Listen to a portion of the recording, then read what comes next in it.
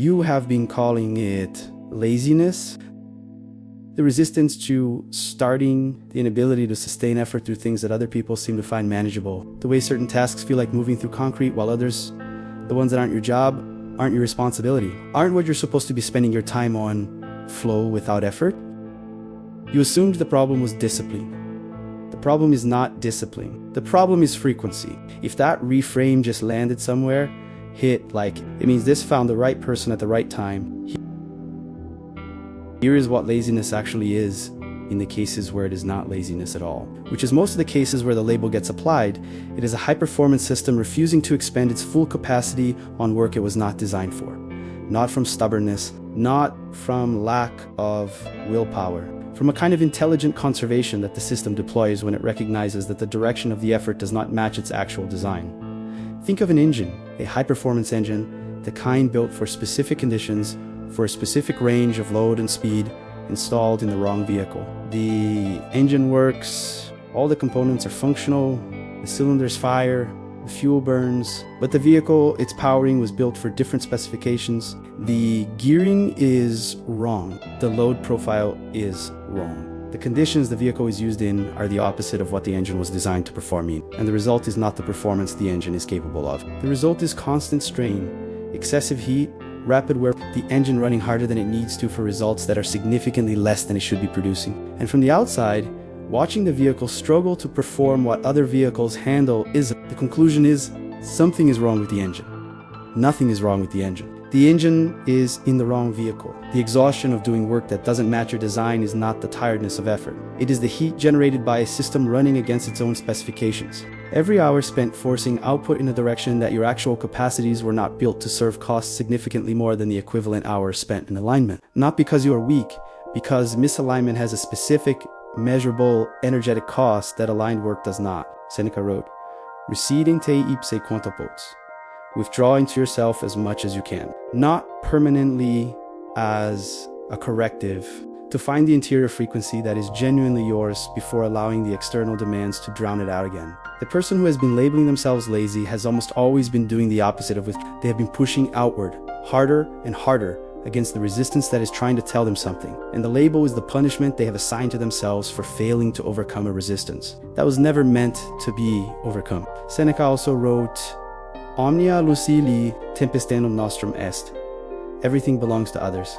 Time alone is ours. The time you have been giving to work that runs against your frequency is not just tiring. It is a specific, irreversible expenditure of the only resource that is genuinely yours. And the exhaustion is not laziness. It is the body's accounting of what that expenditure has cost. And that is what the exhaustion has been trying to say. There are specific ways the wrong frequency shows up, the precise daily signals that distinguish the exhaustion of misalignment from ordinary tiredness or depression. If any of these are familiar, they are not evidence of your failure. They are the engine providing accurate diagnostic feedback. The first is being highly capable in your work or role while feeling no genuine ownership of the results.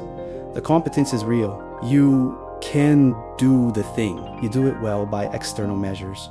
But when a result arrives, a successful project, a positive assessment, an achievement that you worked toward, there is no interior recognition that corresponds to the exterior success. You did the thing. The thing was done. It does not feel like yours. Not because you didn't earn it, because the engine that produced it was not running in the direction it was built for.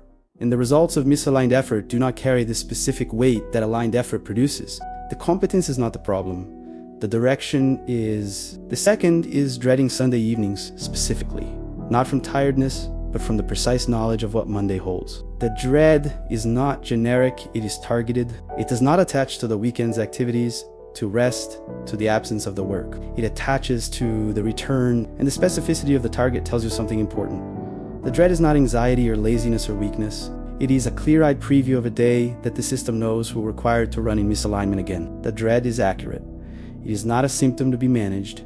It is a message to be read. The third is finding that genuine energy, the kind that does not deplete, that regenerates through use rather than in spite of it, appears exclusively in work that is not your primary role or identity. the things you do outside the official structure of your life, the side conversations that go long, the projects you take on voluntarily that somehow take no effort, the problems you solve for others in adjacent domains that leave you more energized than you started. The contrast between those experiences and the experience of your primary work is not coincidence. It is your system showing you the difference between the right frequency and the wrong one, the relief and aliveness of the aligned direction versus the strain and heat of the misaligned one. The fourth is the ability to generate enormous enthusiasm for someone else's equivalent project while producing almost none for your own. A friend describes a version of what you do, and you are immediately engaged. The ideas flow, the questions arrive, the energy is present without effort. Then you return to your own version of the same type of work, and the flatness returns instantly.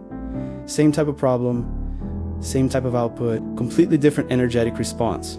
The difference is not in the work. It is in the ownership. Their work carries the frequency of someone building in the direction they are designed for. Your work carries the frequency of an engine running in the wrong vehicle. The contrast is the engine telling you, this is the direction, not that one. But here is what no one tells you about what comes next.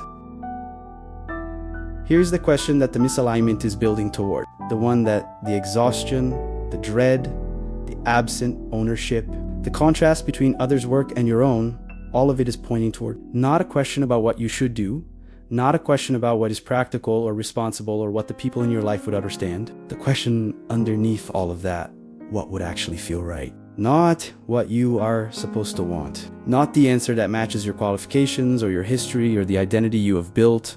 Not the thing that is most defensible or most practical or most likely to meet with approval. What would actually feel right in the specific, interior, honest sense? The sense that the engine knows, the sense that produces the energy without depletion rather than with it. Most people are afraid to ask this question directly because they are afraid of the answer. Afraid that the answer is something impractical, something that would require a change too large to make, a loss too significant to risk. Afraid that wanting the right frequency makes them ungrateful for what they have. Afraid that if they acknowledge the misalignment fully, the obligation to do something about it becomes unavoidable. Seneca wrote, "It is not that we have a short time to live, but that we waste a great deal of it." The waste he is describing is not idleness. It is misdirection, a life spent running a high-performance engine in the wrong vehicle, producing a fraction of the output it was built for, wearing itself down in the wrong conditions, because nobody stopped to ask the question. Because the question was too large, too frightening, too consequential to sit with honestly. Here is something to do right now. Think of the last time you did something, anything, and notice that time passed differently. Not quickly necessarily, not pleasantly necessarily, but without the quality of effort that the wrong frequency work requires.